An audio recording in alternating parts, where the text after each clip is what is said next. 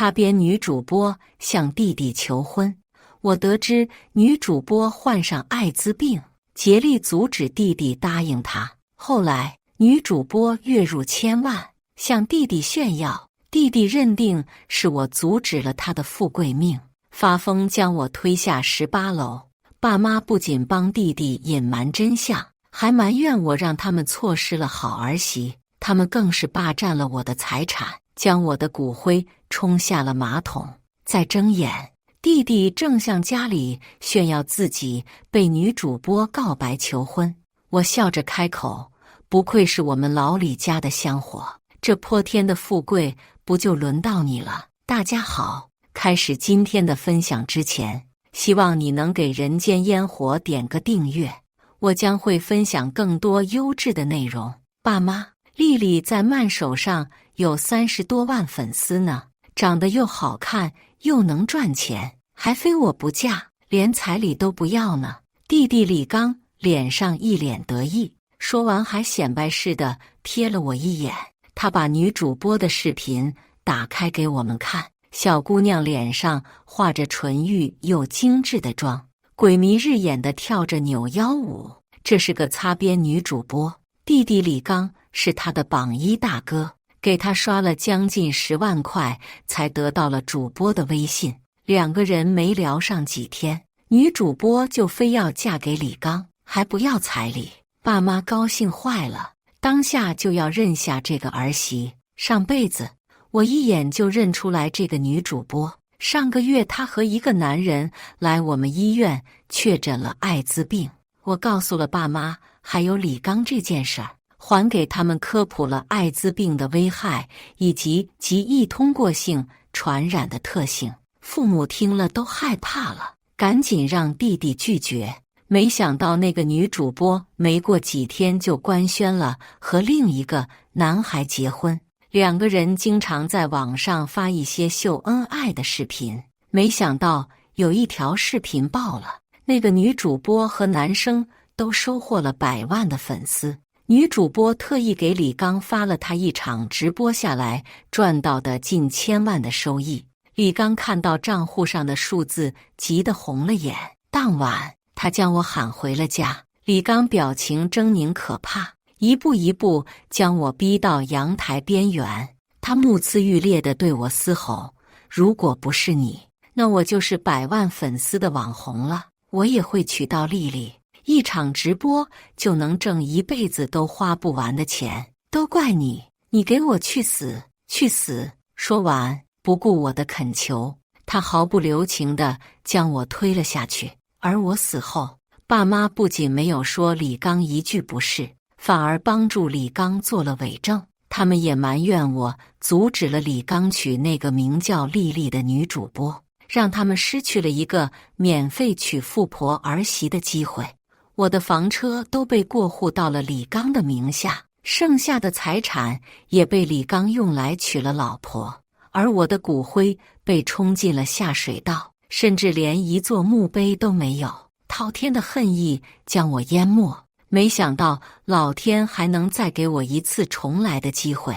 这次我不会再对狼心狗肺的家人们掏心掏肺了。姐，你觉得丽丽怎么样啊？思绪回笼，弟弟看向我的目光充满挑衅。从小到大，哪怕家里什么都紧着他来，可他仍然成绩不好，各方面也不优秀，靠着父母找了个清闲的工作混日子，反而是一直被家里穷养的我考上了双一流大学，还去了本市的医院工作。现在有个美女倒贴要和他在一起，他就得意洋洋地挑衅我。可他不知道，命运的每一次馈赠背后都标好了价码。我假装看不懂他挑衅的眼神，点点头道，不愧是我们老李家的香火，这泼天的富贵，这不就轮到你了。很快，一身好嫁风的丽丽就拎着行李来到了我们家。她长得很漂亮，身材也很好，怪不得能把李刚那个傻子迷得7荤8素。李刚搂着她纤细的腰进了房门，我爸妈围在门口，十分热情地把人簇拥进来。这时，我收到了闺蜜的消息，房子帮你找好了，和我同小区。我感激地回复她，谢了宝贝。昨晚李刚就在家里像宣布什么大事一样说，今天要把丽丽接回家。丽丽一直是自己租房子住，既然要结婚了，自然是要来到我们家。我可不想和艾滋病人住在同一屋檐下，就赶紧拜托闺蜜帮我找房子。丽丽礼貌地和我父母打了招呼，目光扫在我身上，突然用失落的语气开口，这就是阿刚的姐姐吧？姐姐是不是不喜欢我呀？哟呵，这还是个硬茬子，我还什么都没做就成了讨厌她。李刚顿时火了，李冉，你什么意思？丽丽来了，你不知道打个招呼吗？我爸妈也帮这对奇葩说话，对我不赞同的开口，李冉，我们教你的都被你学到狗肚子里去了吗？一点礼貌都没有，快来和丽丽道歉。看着门口宛如一家人的4个人，我勾了勾唇角，一步一步走上前。我对丽丽伸出手，笑着说，你好啊，丽丽，我是李冉，我在大医院工作，看你好像有一点眼熟，我们是不是见过呀？听到我的话，丽丽肉眼可见的慌了。李刚立马把丽丽挡在身后，对我怒目而视，你什么意思？你是不是嫉妒丽丽长得漂亮还有钱花，故意找茬？这是我家，你赶紧给我滚出去。虽然对父母已经失望了，但我还是下意识地看向父母，他们却目光躲闪，一言不发。看着他们的样子，我的心还是难免有些伤感。我很感激他们在家庭条件十分困难的状况下还供我上了高中，他们也一直把他们不重男轻女挂在嘴边，说和我一般大的姑娘上完初中都被家里赶去打工给弟弟赚钱了。我努力学习上了大学，到了大学勤工俭学，自己赚学费不说，还省吃俭用的往家里汇钱。毕业后也听他们的话，就在本地工作2年，就给家里买了城里的房子。现在住的这栋房子就是我买的，写的还是我的名字。而现在他们的儿子让我滚出我买的房子，他们却一句话都没说，默许了儿子的做法。我深呼一口气，说，这是我的房子，我凭什么滚出去？李刚还想说什么，被丽丽拉了拉衣角，她恶狠狠地瞪了我一眼，怒道，今天是丽丽进门的好日子，我不和你计较。丽丽眨巴着大眼睛，脸上的表情十分无辜，她满含歉意地开口，都是我不好，我一来就让姐姐不开心了。我转身回了自己房间，不想和绿茶舔狗多纠缠。我刚准备收拾行李，没想到丽丽就直接跟了进来，她身后站着个竭尽讨好的李刚。我抬眼看没有礼貌直接进了我房间的2个人，冷声开口道，进别人房间不知道敲门吗？丽丽却仿佛没听到我的话一样，四处打量着我的房间，十分羡慕地开口说道，姐姐的房间真漂亮呀，我从小就是个孤儿，从来没有住过这么大的房间，姐姐有爸妈和弟弟宠爱，真的好羡慕。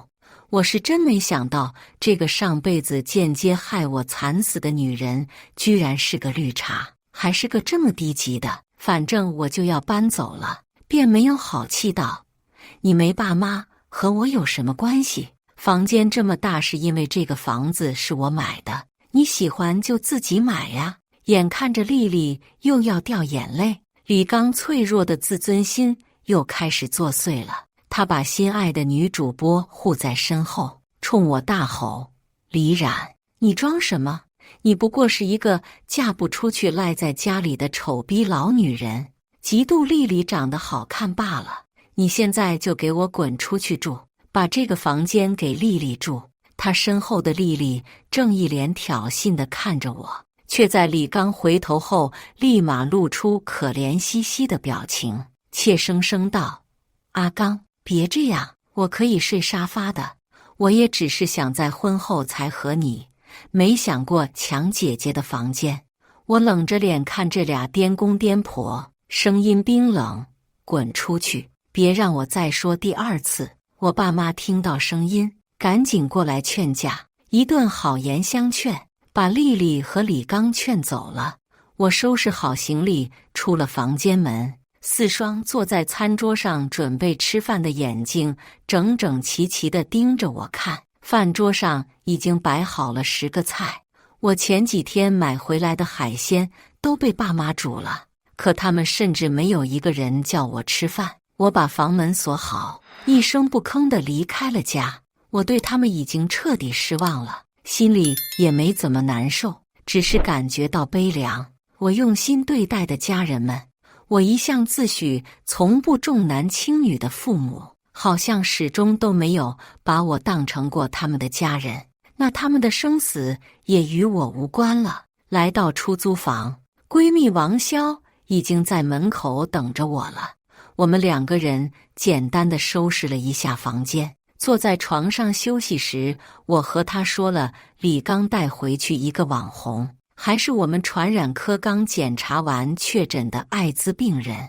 王潇惊讶地瞪大了眼，接着小心翼翼地问我道：“你没告诉你家人啊？”我看着他的眼睛，认认真真地开口：“如果我说了，没人记得我的好，那我还要告诉他们吗？”听到我的回答，王潇突然松了一口气一样，他低声道：“冉冉，你认清了他们的人品，我真的很高兴。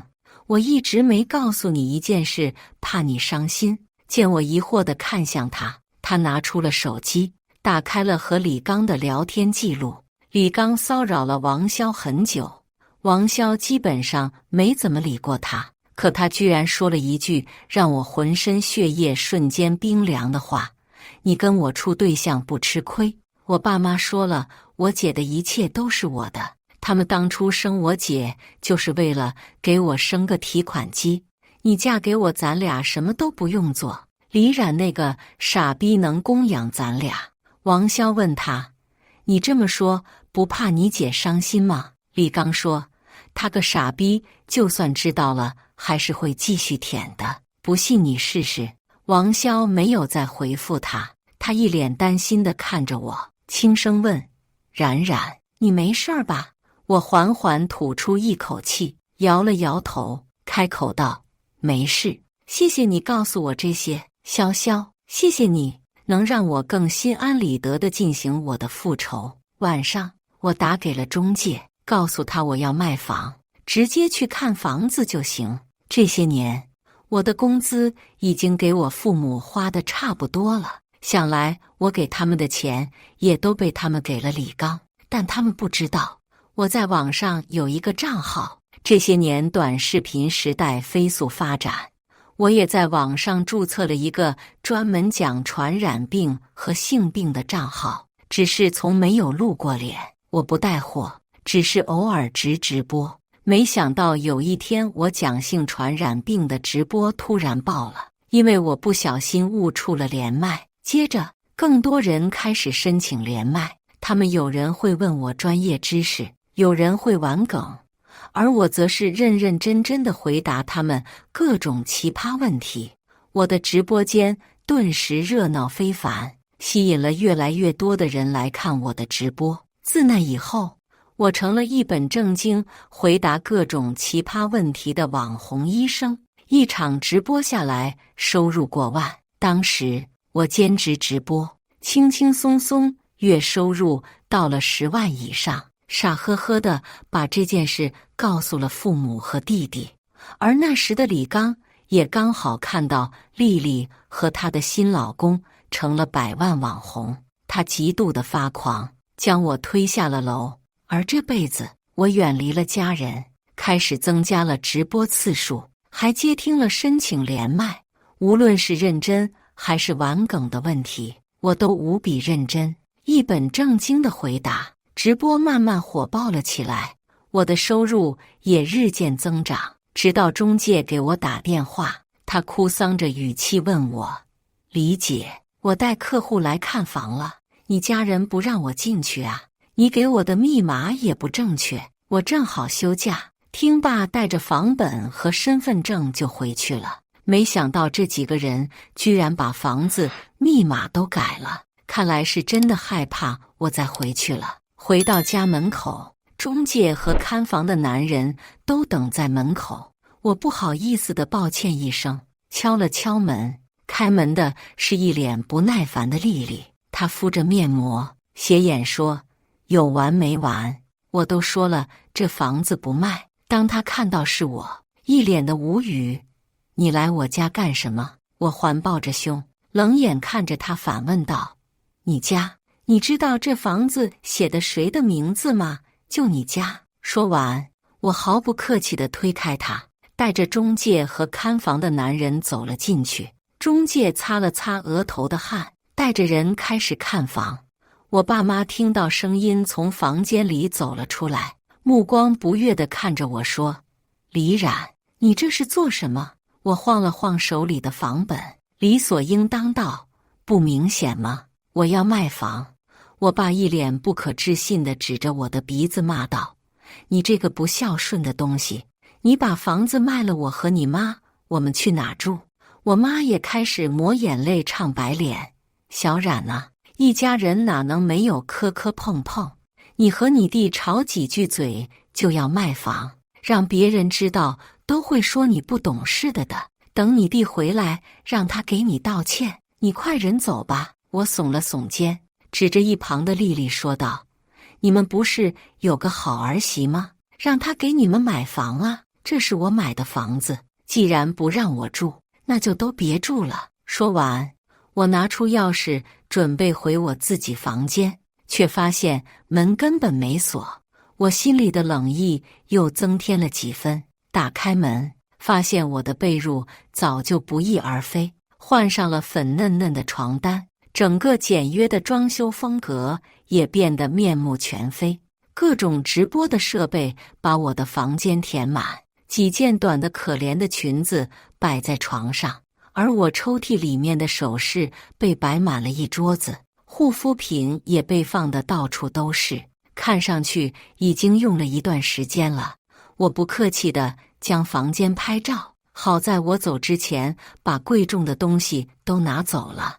我冷眼看向一脸心虚的丽丽，声音冷漠：“谁允许你进我房间的？”丽丽故作镇定地冲我大声道：“你不是走了吗？这房间给我直播不正合适。再说了，你爸妈和你弟都同意了，你一个外人凭什么指手画脚？”我看向父母，不怒反笑：“外人是吧？”我爸瞪着我：“对，你迟早要嫁出去，家里的一切都是你弟的，你别痴心妄想。”我妈继续唱白脸：“小冉呢？你弟从小学习成绩就不好，不如你有出息。他如果没有你的帮衬，以后可怎么办呢？你就行行好，把房子过户给你弟弟吧。以后我和你爸没了，还不就剩你们姐弟最亲了？”我摇了摇头，看向父母的目光里再也没有温度。我对你们一家三口掏心掏肺，到头来我成了外人，那以后就分家吧，我不会再管你们了。这时候，中介带着人大致看完了房，看房的人也看出了我家的纠纷，直接和我道：“房子不错，但是……”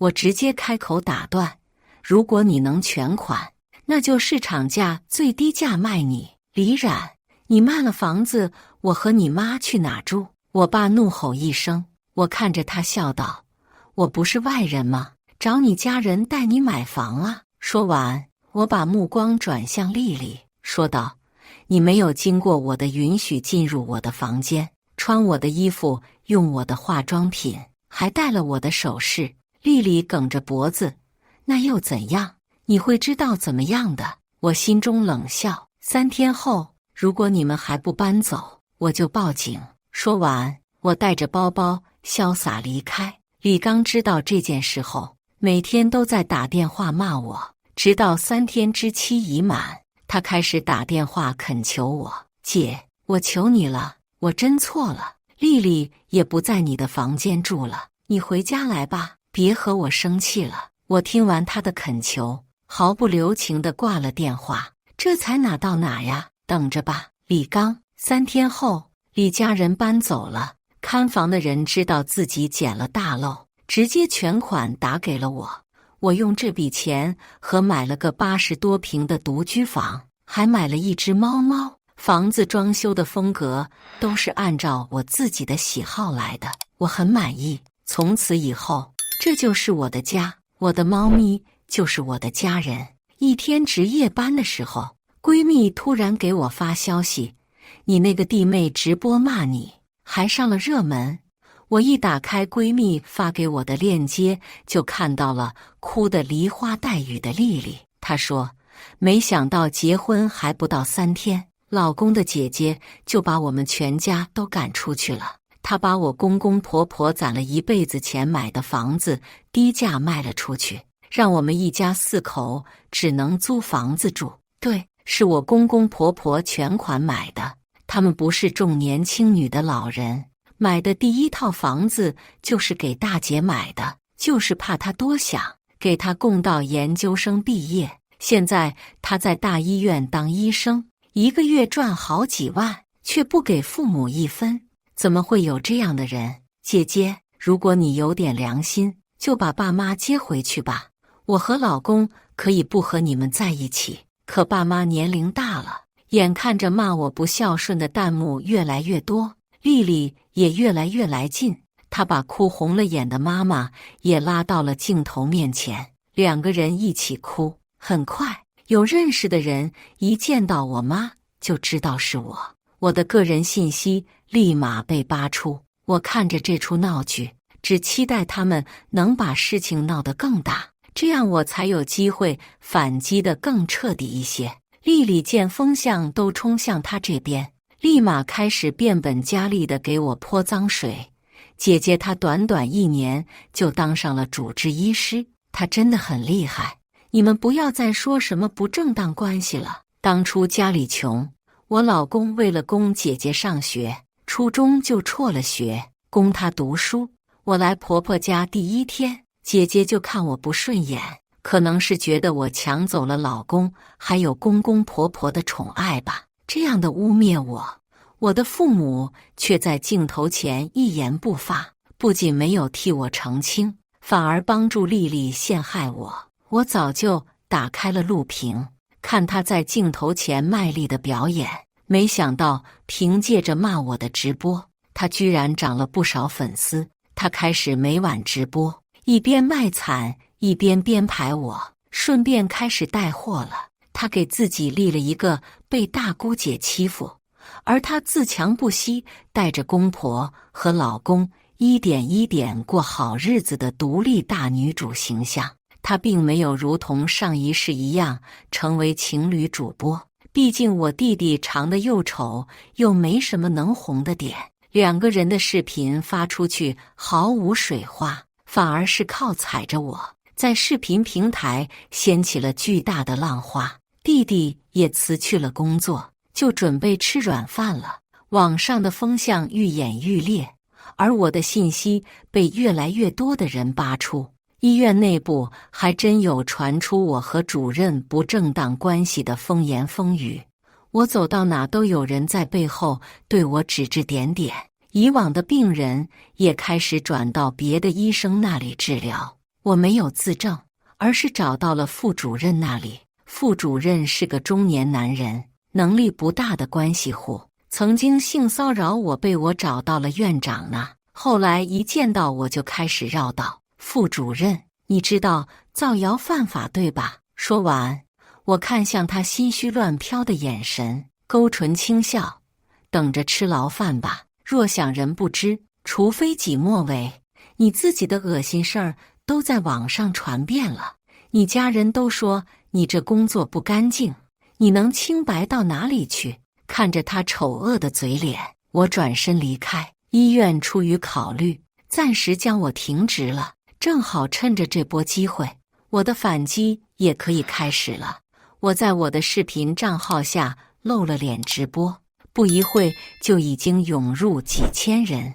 我十分严肃地看着镜头说道：近期某网红对我的造谣已经对我的生活和工作造成了极大的影响，我会向他追究法律责任。弹幕打出问号，很快有人反应过来，我就是网上最近被骂得最狠的医生。更多人涌入我的直播间，弹幕开始乌烟瘴气，长得还行，怪不得张腿就能当主治医师，被赐家人自己过好日子的畜生，去死去死去死去死！你就是不如丽丽，她10分，你3分，长得一脸狐妹子样，一看就是个学术妲己。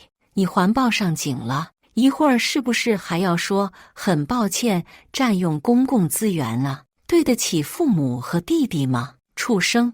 我没有管这些弹幕，而是直接拿出证据，狠狠打了这些人的脸。首先，这是我当初上大学时的助学贷款合同。我上大学的钱是自己借贷款打工赚的，不存在父母弟弟倾尽所有供我读书这件事。其次，房子是我买的，他们一家4口把我赶出了我的家，我有权处理我的房子。说完，我拿出了看房那天家里的监控视频，丽丽和我父母的嘴脸一分一毫都没差地展露了出来。弹幕的风向开始转变了啊！一个娶进来的媳妇说人家女儿是外人，不是，这家人不是说不重男轻女吗？房子靠女儿买，到头来让姐姐把房子奉献给弟弟，弟弟成绩不好辍学，为什么说是为了姐姐辍学？只有我一个人在意丽丽居然进人家姐姐的房间，还用人家东西吗？说个题外话，这个博主一直都有讲传染病，讲得很好，连麦也会解决问题，并不像是毫无能力的人啊。关注姐姐很久了，姐姐的能力很强的，弹幕都开始帮我说话。有些网友也意识到自己被当成枪使了，愤怒的他们全部涌入了丽丽的直播间。丽丽正在卖力带货呢，宝宝们，今天这款蛋奶棒非常适合给家里的公公婆婆吃，便宜实惠，我爸妈每天都吃。你们也知道丽丽家里过得艰难，但老人的营养可不能差。我妈坐在镜头前，一口一口咬着产品，还做出了享受的表情，可仔细看却会发现她咬得十分吃力。丽丽真的好孝顺啊，还给公公婆婆买营养品。一对比那个大姑姐难评，楼上难评什么呢？人家大姑姐都澄清了，只录传染病预防理解直播间，还拿老人卖人设呢。塌房主播，别演了，看吐了，拿人家好处还要踩一脚，真是恶心。这个丽丽早期就是擦边的，怎么一扭头成大女主了？网友也是你们 play 的一环吗？丽丽看见这些弹幕后，立马变了脸色，不过很快收拾好脸上的表情，若无其事的带货。可骂她的人越来越多，风向也不是房管能控制得住的了，她不得不急冲冲地关闭直播。可这才是刚刚开始，我的澄清视频被流传的到处都是，我的母校也站出来帮我说话，说明我一直在勤工俭学。我报警后，证据确凿，警方立案，丽丽收到了法院传票。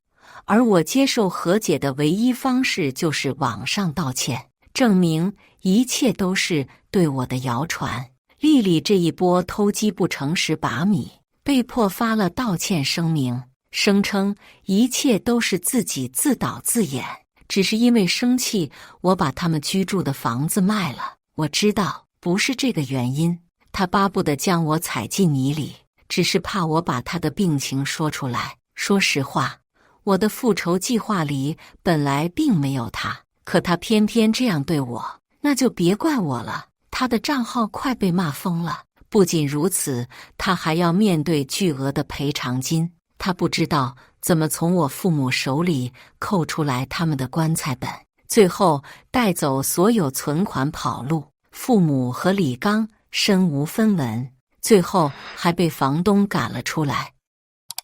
我的账号借着这波热度反而疯狂涨粉，但我从不带货，只是继续干着本职工作，连麦讲解。就这样，我的收入仍然十分可观。医院让我重新复职后，我把副主任也告了。最后经过核实，果然是他在医院里到处传谣，还把我进主任办公室的照片描绘成了香艳小说。副主任最后也被忍无可忍的院长开除，走投无路的父母也开通了账号，每天都在视频下对我进行忏悔。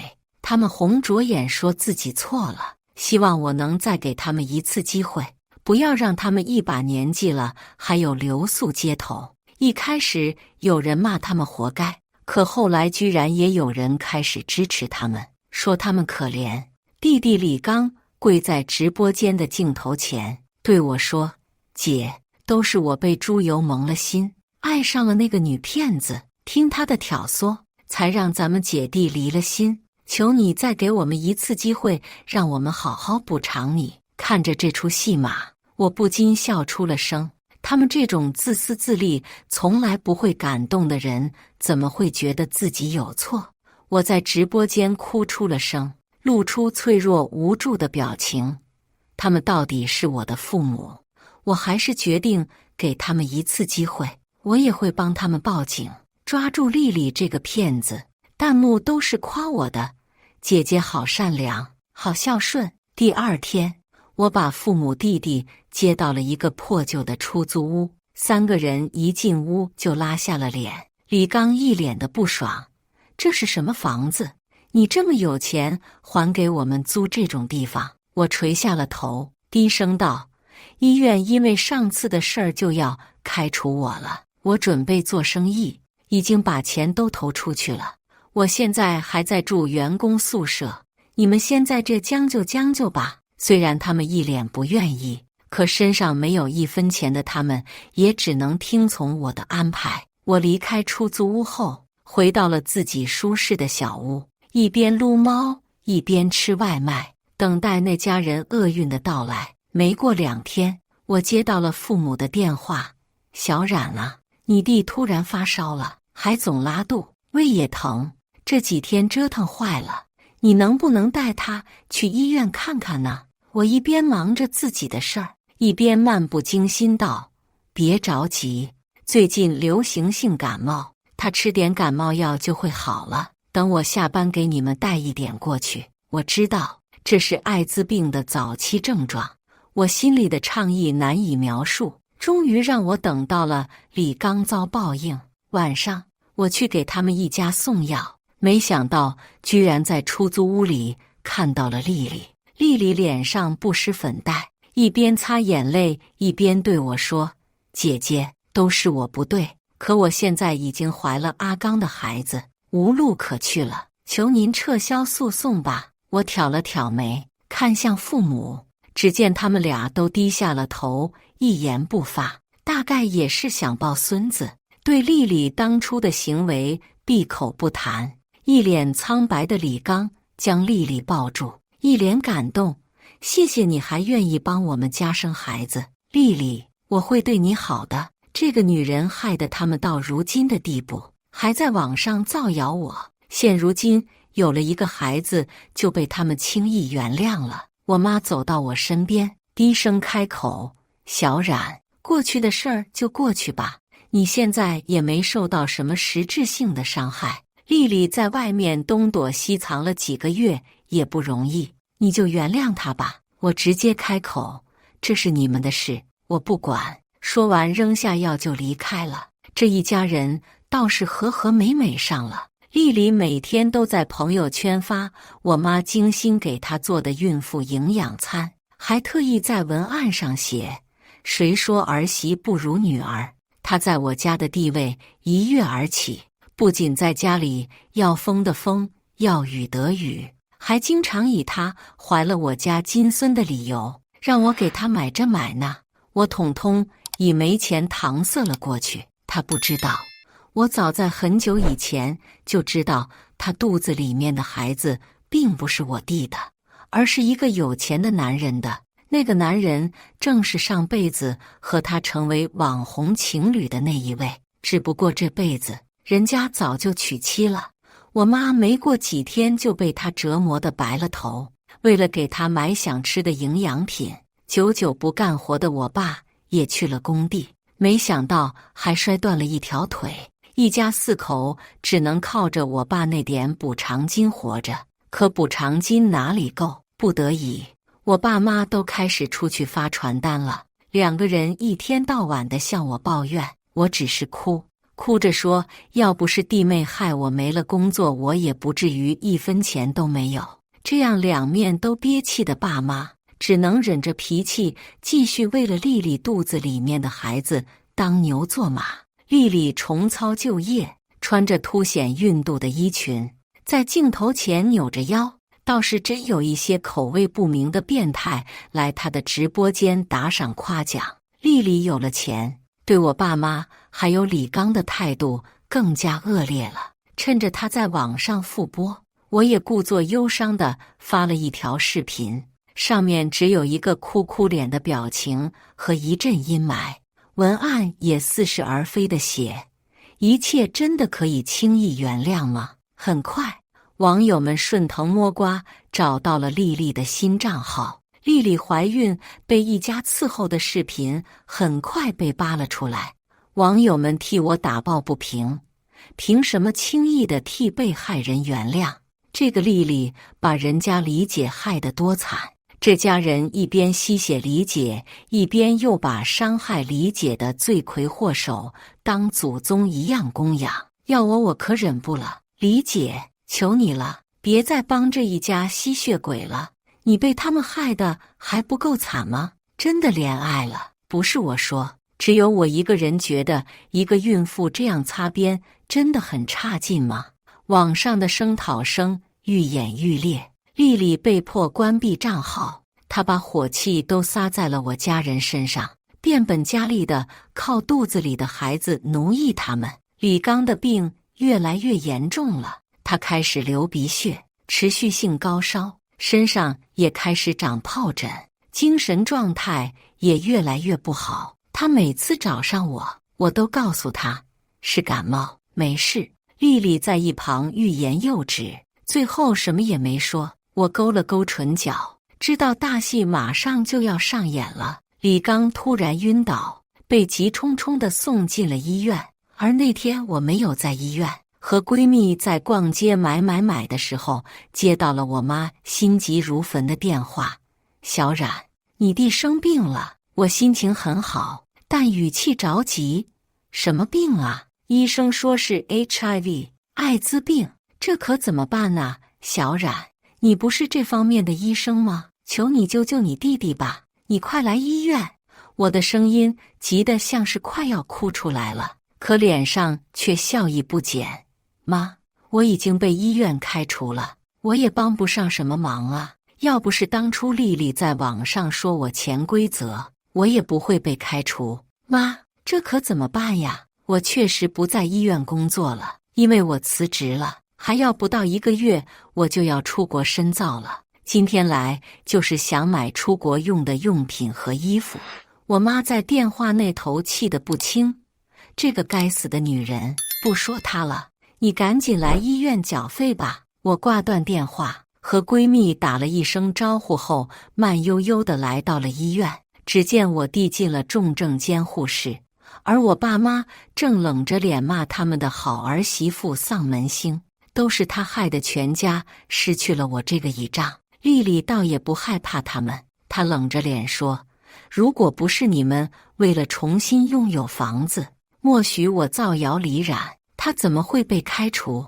现在都怪到我头上了，你们敢说你们没有一点私心？他说完，看到了我，嘲讽一笑：你真是个冤大头，你爸妈把你当提款机，当你弟的血包，你还上赶着倒贴他们。我不答他的话，反而开口说：你都怀孕了，孩子爸还不管你吗？他的脸色瞬间变了。我已经通知孩子爸爸和孩子爸爸的老婆了。你说他们如果知道你有艾滋病，会放过你吗？丽丽脸色一变，转身就想跑，却被我妈立马抓住。我妈扇了她2个响亮的耳光。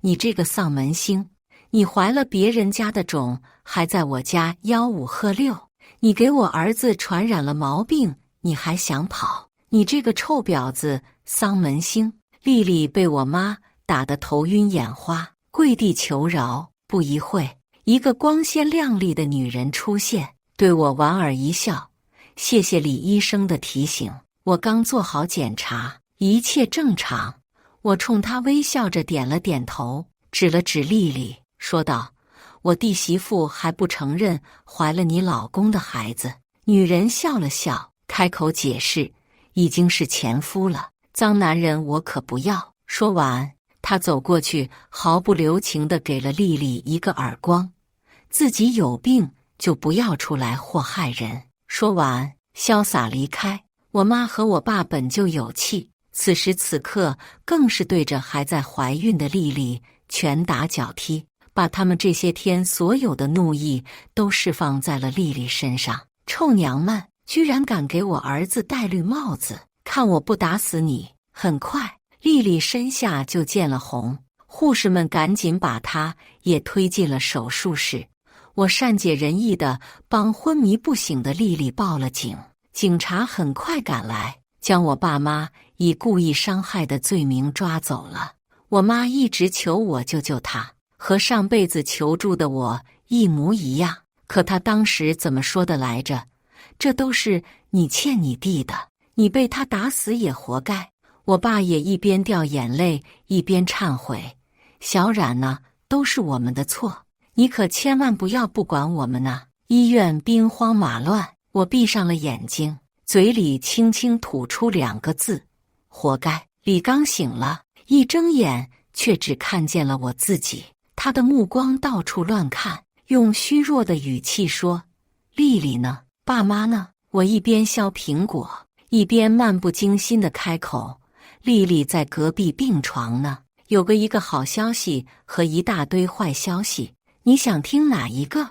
她惨白的脸上露出了愤怒的表情，她皱着眉对我低吼：“你把他们怎么了？”我咔嚓一声啃了一口又甜又脆的苹果，慢条斯理道：“那就先说好消息吧。好消息是你老婆肚子里的孩子保住了，坏消息是孩子不是你的。另一个坏消息呢，是你爸妈都进警局了，一个判了3年，一个判了2年。啊，对，还有个最重要的坏消息。”我看向他怒不可遏的表情，嘴角微微勾起，一字一句道：“你得了艾滋病。”听了我的话，他的表情瞬间呆住，整个人都像被巨大的阴霾笼罩住了一样。看着他的样子，我捂住嘴大笑起来，笑着笑着就流出了眼泪。在这一刻，我才终于感觉到了浑身舒爽到了难以比拟的程度。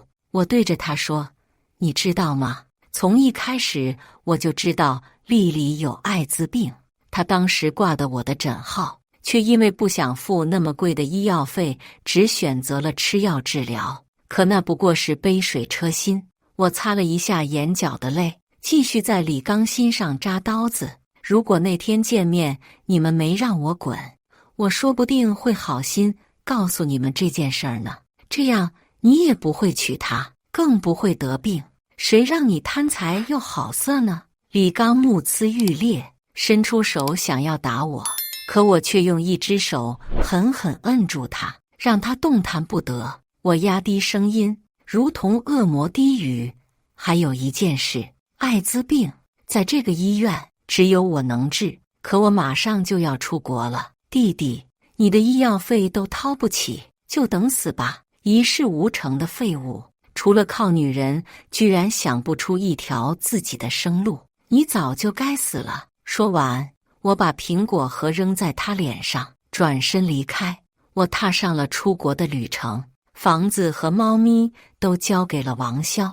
我去了全世界顶尖的医疗学府，访遍名医，对传染病有了更深刻的简介。不仅如此，我还发表了好几篇论文，我的名声在整个医疗界变得炙手可热。回国后，我去了首都的第一人民医院，拿着顶级薪资，在网上更是名声大噪。闲暇时我想，如果当初没有留在父母身边，我是不是早就能彻底实现自己的人生价值？还好老天给了我一次重来的机会，让我能够好好完整自己的人生。后来，我和闺蜜王潇在见面时，她也小有成就，我们推杯换盏，她也给我讲了我走以后的事。李刚刚能行动的时候，就拿着水果刀把丽丽捅死了，而丽丽的奸夫从始至终都没有出现过。听到这里，我心里止不住冷笑，果然还是个无能狂怒的废物，只知道把刀尖对准女人。而李刚状似疯癫，说什么自己的人生并不是这样的，他本来应该娶妻生子，拥有幸福的家庭。最后他被送进了精神病院，我心中一惊，难道他也重生了？他一直吵着要见我，而我也在休假时去见了他。隔着铜墙铁壁，他咬着牙对我阴沉地开口：我早就该杀了你，如果不是你，我怎么会沦落到这种地步？你为什么不阻止我娶那个女人？他早就病入膏肓，整个人都呈现出一种病态的瘦弱和苍白。